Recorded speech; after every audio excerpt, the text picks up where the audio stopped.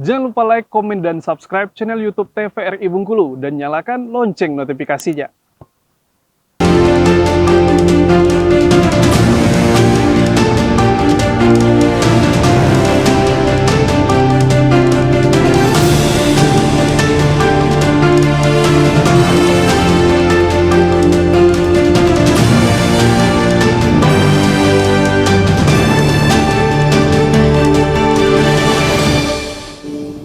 Baik pemirsa, kita lanjutkan lagi obrolan kita di Brendo kali ini dengan Ica dan Dani gitu kan. Bahwa tadi kita udah ngobrol-ngobrol tentang seputar syarat dan pengalaman kalian mungkin di Grand Final dan karantina kayak gitu kan. Nah pastinya kalian ini udah menjadi juara 1 di provinsi. Artinya kan jenjang berikutnya kalian akan mewakili mungkin mewakili Provinsi Bengkulu ke ajang nasional. Dari Dani sendiri itu ajang nasional sudah ada persiapan kah dan dilaksanakannya kapan? Mungkin untuk persiapan karena kita baru beberapa minggu untuk dilantik sebagai seorang duta genre Provinsi Bengkulu, jadi kita masih menyusun rencana apa yang kita lakukan untuk mempersiapkan ke ajang nasional. Untuk nasional itu sendiri belum ada informasi fix, tetapi ada perkiraan itu di antara bulan Juni atau bulan Juli. Bulan Juni atau bulan Juli? Iya, pertengahan tahun ini. Harapannya bisa bawa nama baik provinsi nih ke ajang nasional gitu kan, bangga nih putra Bengkulu, putri Bengkulu bisa dapat juara 1 di nasional. Kalau dari Ica sendiri, Cak, gitu kan, apa aja yang mungkin disiapkan dan yang udah mulai disusun mungkin karena baru seminggu ya gitu kan, dari Ica sendiri apa? Kalau untuk persiapan ke nasional ya pasti materi-materi, kemudian iya juga mempersiapkan mental, fisik juga jangan sampai ngedrop nanti waktu mau nasional. Olahraga terus berarti. Iya. Terus juga makin banyak gitu terjun langsung ke lapangan, kemudian melihat peak air, kemudian remaja-remaja sekitar, dan kami juga sebagai duta genre tuh punya program gitu Kak yang kami jalani, nama itu program inovatif gitu kan. Dan untuk Ica sendiri itu nama program inovatifnya tuh matching. Matching itu kependekan ya, akronim dari Mangkuk Sehat Cegah Stunting.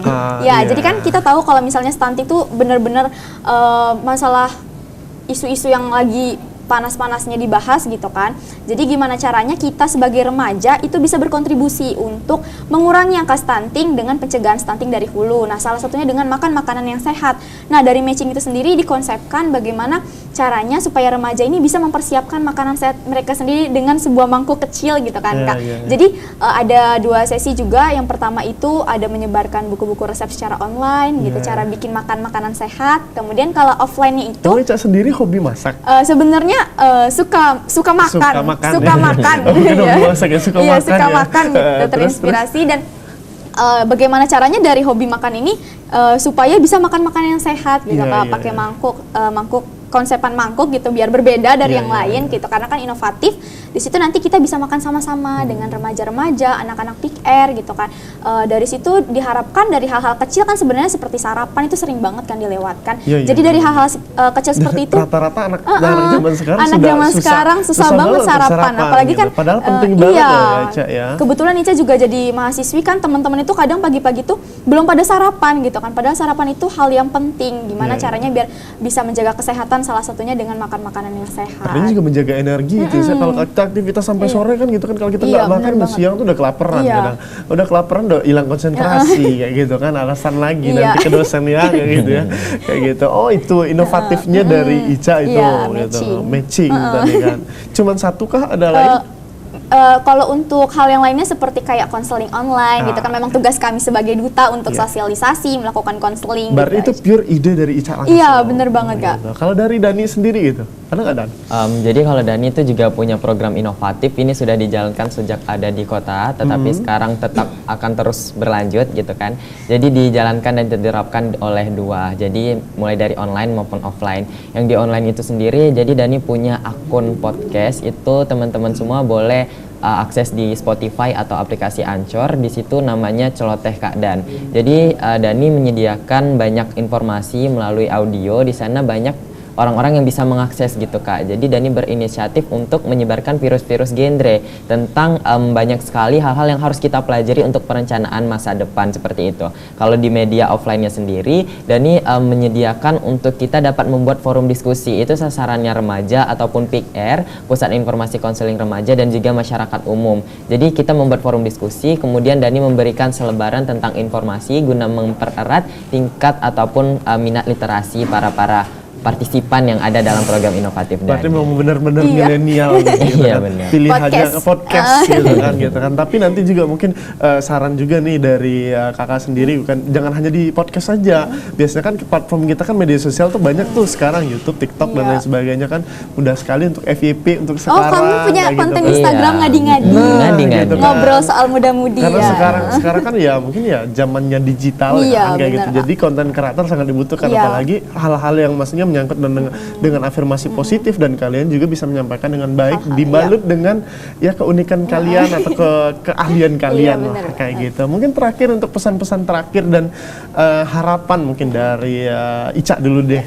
Kayak gitu. Harapannya karena baru menjabat nih, Iya. semoga setahun menjabat ke depannya gitu bisa memberikan hal-hal positif lainnya kepada remaja-remaja yang ada di Provinsi Bengkulu tentunya. Kemudian karena Ica sama Dani juga nanti di pertengahan tahun akan melaju ke nasional, jadi untuk teman-teman mohon doanya juga supaya diperlancar segala aktivitas kami hingga melaju ke Malam Puncak Nasional nanti. Oke, Itu ada aja. pesan dari Ica untuk para pemirsa yang ada di layar kaca kesayangan mereka? Kalau pesannya sih tetap semangat aja sih Kak. Tetap Jalanin aja apa yang ada di depan, jangan pernah berpikir kalau ada kesempatan ambil. Jangan pernah ditahan dengan alasan apapun itu, karena kalau misalnya kita nggak ngambil kesempatan itu, kita gagalnya 2 kali. Karena yang pertama gagal memang karena nggak ikut, yang kedua karena kita menyepelekan hal itu, nggak ikut tadi gitu. Kalau Pak. kita gagal sudah ikut kan Iya artinya kan, kita kan sudah mencoba. artinya ya? sudah mencoba Iya, ya. Kalau misalnya memang nggak diambil tuh rasa nyesalnya 2 kali gitu. Benar, Pak. benar. Cukup sekali aja nyesel. Iya. Gitu. Mungkin dari Dani nih, untuk pesan-pesan dan harapannya dari Dani dan kepada para pemirsa yang ada di rumah.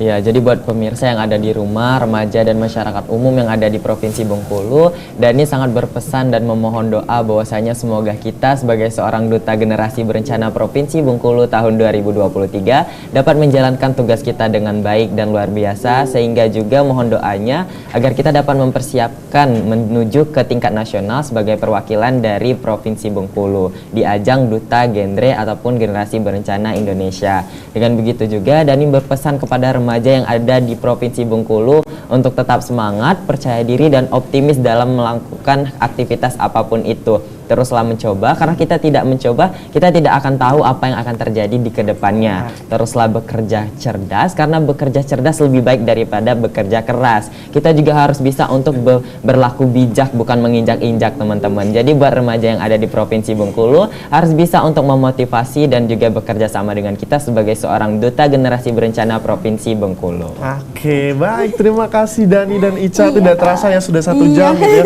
Kita banget. ngobrol-ngobrol gitu kan, bahwa pesan-pesan dan harapan dari Ica semoga terkabul juga. Kita aminkan untuk menjadi juara di ajang nanti Duta Genre Indonesia gitu ya.